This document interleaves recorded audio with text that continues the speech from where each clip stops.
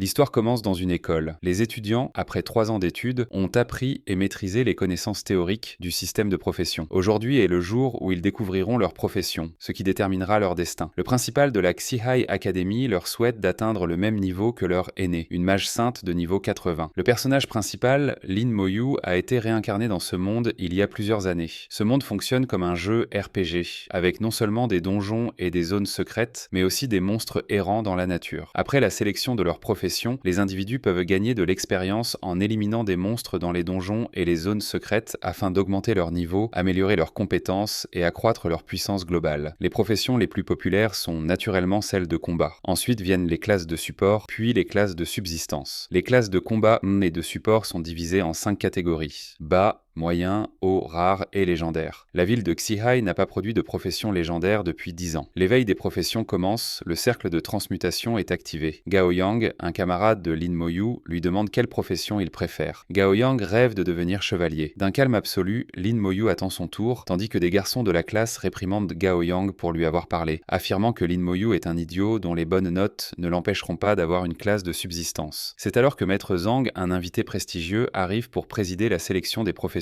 Sa propre classe, Array Master, est une classe de support rare. Les étudiants entrent dans le cercle de transmutation. Le premier obtient la profession de fermier. Dans un monde où il faut combattre des monstres, cela semble être un désavantage, mais cette profession peut évoluer en grand fermier et même en saint fermier, ce qui en fait un choix respectable. Le deuxième étudiant obtient la même profession que son père, chef. À ce moment, le principal et Maître Zhang constatent que la promotion de cette année est très moyenne.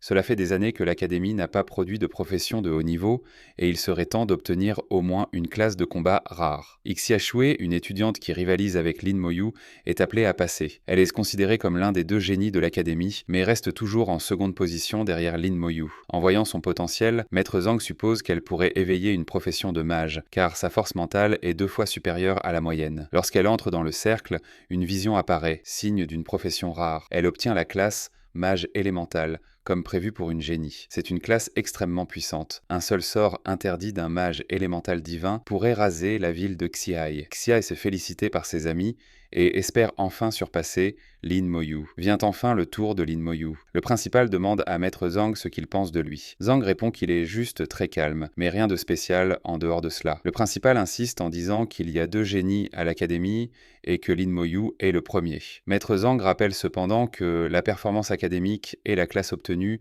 ne sont pas forcément liées. D'un pas tranquille, Lin Moyu entre dans le cercle. C'est alors qu'une vision encore plus impressionnante que celle de Xia apparaît. Des nuages noirs, des éclairs qui frappent violemment le ciel. Tous sont sous le choc, y compris le principal, les étudiants et même Xia, qui espère cette fois ne pas être relégué à la seconde place. Des silhouettes sombres émergent des nuages. Ce sont des squelettes. Ils sont partout. Voyant cela, Xia se résigne à sa défaite, sans même connaître la profession de Lin Moyu. L'éveil s'achève enfin. Lin Moyu a obtenu une classe de combat unique et cachée, nécromancien. Cela signifie qu'il est le seul nécromancien au monde. Tant qu'il ne meurt pas, personne d'autre ne pourra obtenir cette classe. Une classe encore plus rare que les légendaires. Certains camarades, jaloux, cherchent à le dénigrer en comparant sa profession à d'autres classes cachées qui, dans le passé, s'étaient révélées faibles. Mais Lin Moyu reste satisfait. Non seulement sa classe est unique, mais elle a un potentiel exceptionnel. Maître Zhang lui demande de faire une démonstration de ses capacités. En analysant ses caractéristiques, Lin Moyu remarque que son pouvoir spirituel est extrêmement élevé, ce qui suggère qu'il appartient à la catégorie des mages. Cependant, l'une de ses compétences lui permet d'invoquer un guerrier squelette, ce qui rappelle également